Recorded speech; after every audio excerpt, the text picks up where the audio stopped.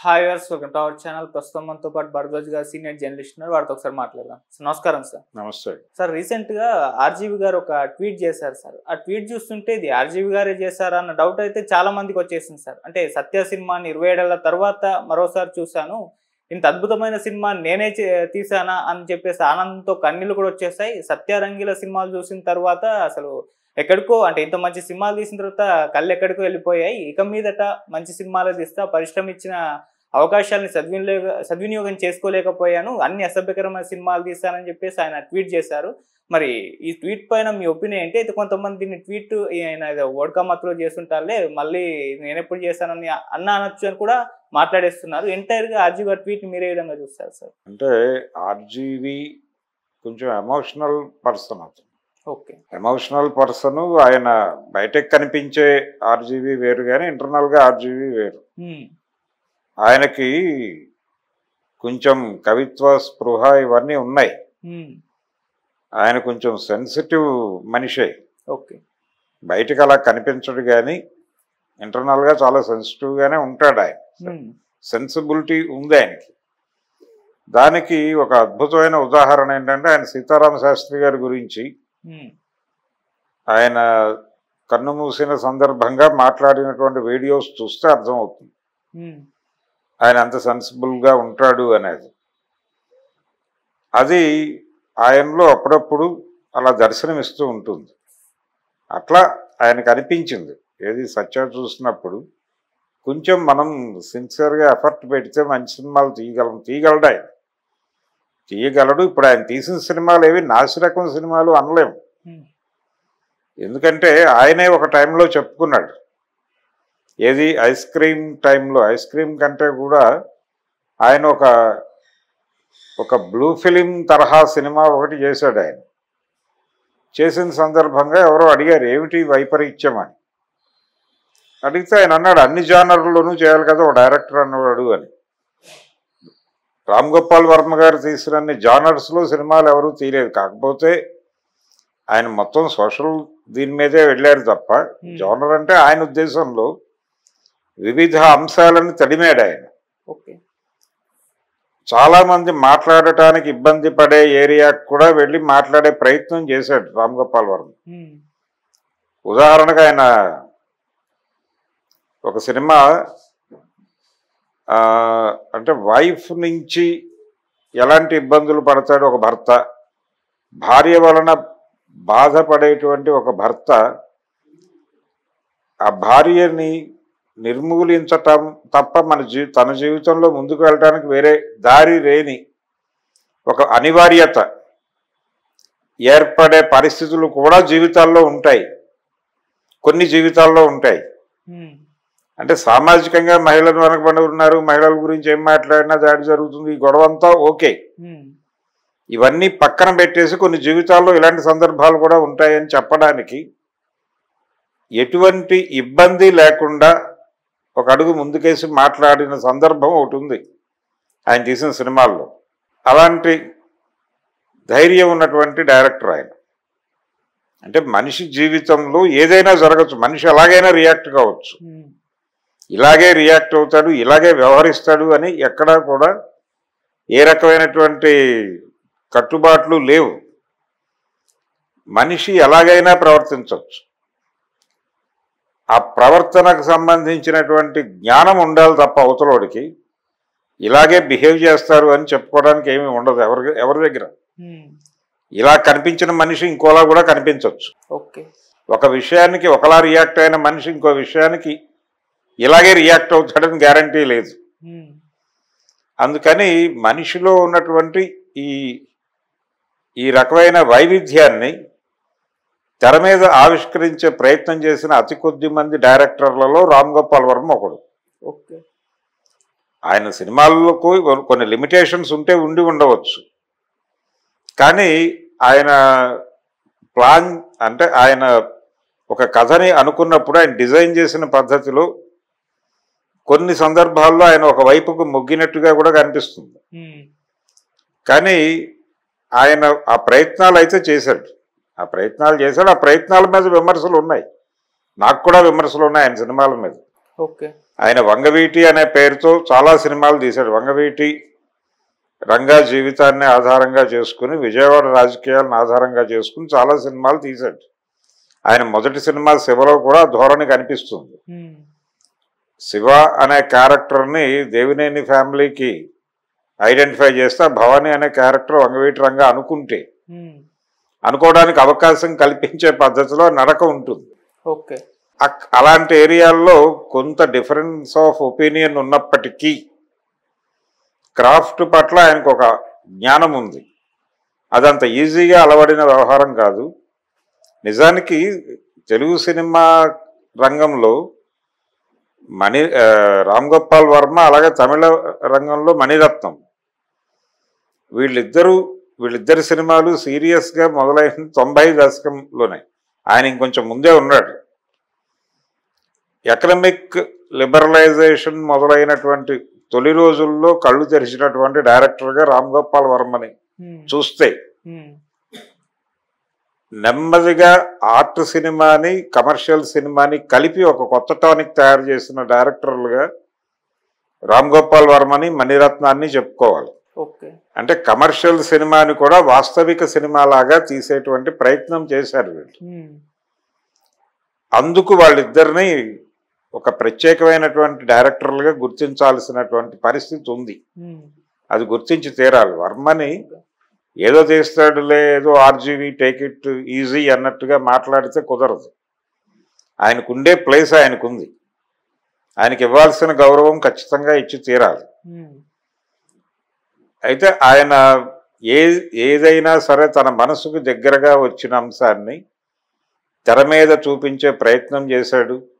ఆయన సినిమాల్లో డ్యూయెట్లు కూడా చాలా అద్భుతమైన డ్యూయెట్లు రాయించుకున్నాడు. ఆయన ఇళయరాజాతో మ్యూజిక్ చేయించుకున్నటువంటి సినిమా ఒకటి, శివాకి తర్వాత ఇంకొక వెర్షన్ తీశాడు ఆయన. పోలీస్ డిపార్ట్మెంట్లోకి కొత్తగా ప్రవేశించినటువంటి ఒక యువకుడు, అంటే శివ తాలూకా స్కీమ్ ఉంటుంది ఆ సినిమాలో, కాకపోతే పోలీస్ డిపార్ట్మెంట్లో జరుగుతుంది కదా. ఇక్కడ కాలేజీలో జరుగుతుంది, అక్కడ పోలీస్ డిపార్ట్మెంట్లో జరుగుతుంది. అలా ఇదే కథను తీసుకెళ్ళి ఆ ఏరియాలో ఫిక్స్ చేసి ఒక సినిమా తీశాడు ఆయన, శివ అనే టైటిల్తోనే. తీసినప్పుడు ఆ సినిమాలో ఆయన ఆ పాటల్లో రాయించుకున్న సాహిత్యం, పర్టికులర్గా సీతారామ శాస్త్రి గారితో రాయించుకున్న సాహిత్యం చాలా హంటింగ్గా ఉంటుంది. చాలా హంటింగ్ మెలోడీస్ ఉన్నాయి ఆ సినిమాలో. సాహిత్యం వెంటాడుతుంది. అటువంటి సెన్సిబుల్ సాహిత్యం రాయించుకున్నాడు ఆయన. ఆయన మొదటి సినిమాలో కూడా అది కనిపిస్తుంది. శివ సినిమాలో కూడా విరజాజి పూలు వంటింట్లో వాడరాదు లాంటి లైన్లతో పాటలు రాయించుకోగలిగినటువంటి అంత సెన్సిబిలిటీ ఉంది ఆయనకి డైరెక్టర్గా.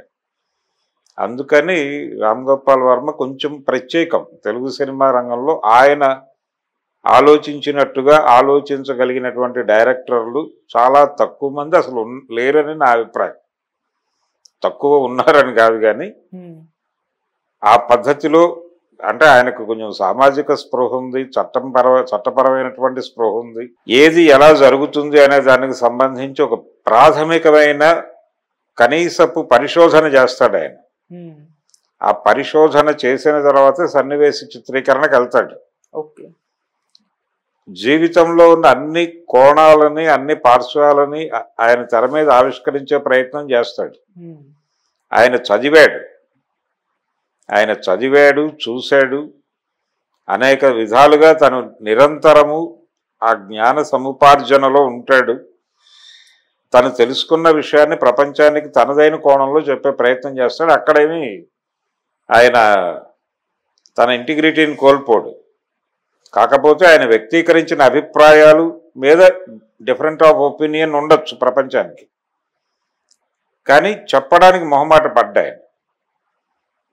ఆ చెప్పడానికి మొహమాట పడనటువంటి తత్వమే రామ్ గోపాల్ వర్మ. అలాగే ఆయన మాట్లాడేటువంటి మాటలు, ఆయన చేసేటువంటి ఆయన ఇంటర్వ్యూల్లో కూడా ఆయన బయటకి కనిపించినంత ఆధునిక ఏం కాదు. ఆయనలో కూడా ఇంకో రామ్ గోపాల్ వర్మ ఉన్నాడు. ఆ రామ్ గోపాల్ వర్మ కొంచెం సాంప్రదాయంగానే ఉంటాడు.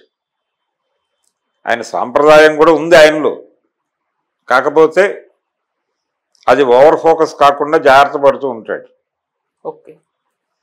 అది ఆయన టోటల్గా రామ్ గోపాల్ వర్మ. అయితే ఇప్పుడు ఆయన ఏదో ఆత్మవిమర్శ చేసుకున్నాడు, ఇక నుంచి అద్భుతమైన సినిమాలు తీయబోతాడు. ఆయన ఒకటే అనుకున్నాడు ఆ మధ్య, పొలిటికల్ వ్యవహారంలో ఆ ఏరియాలోకి వెళ్ళి సినిమాలు తీయకూడదు అని అనుకున్నాడు.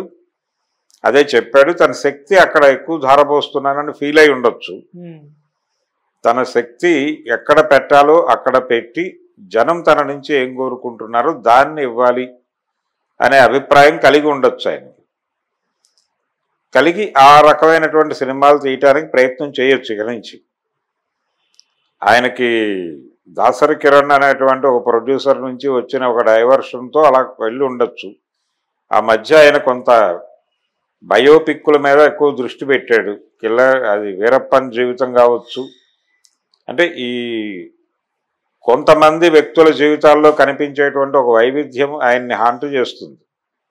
ఆ హంట్ చేసినటువంటి వైవిధ్యాన్ని తెర మీద ఆవిష్కరించే ప్రయత్నం చేస్తాడు. అందులో ఆయన హంట్ చేసినటువంటి వ్యక్తిత్వాలు ఉన్నటువంటి క్యారెక్టర్లో వంగవీటి రంగా ఒకటి, ఇలాంటివి కొన్ని ఉన్నాయి ప్రత్యేకంగా. ఓకే. అవి రిపీటెడ్గా ఆయన సినిమాల్లో ఎక్కడో చోట వచ్చేస్తూ ఉంటాయి. అలాగే ఆయనకి బాంబే మాఫియా, దాని తాలూకా అప్పటి పరిస్థితులు, దాని మీద ఆయనకు ఒక క్యూరియాసిటీ ఉంది.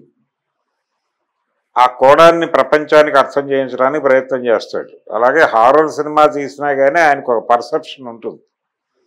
నేను ఇందాక చెప్పినటువంటి ఈ భార్యాభర్తల బంధంలో ఉండేటువంటి ఒక వేరే కోణం, ఆ వేరే కోణం చెప్పడానికి కూడా ఆయన ఎంచుకున్నటువంటి మార్గం హారర్ జానరే.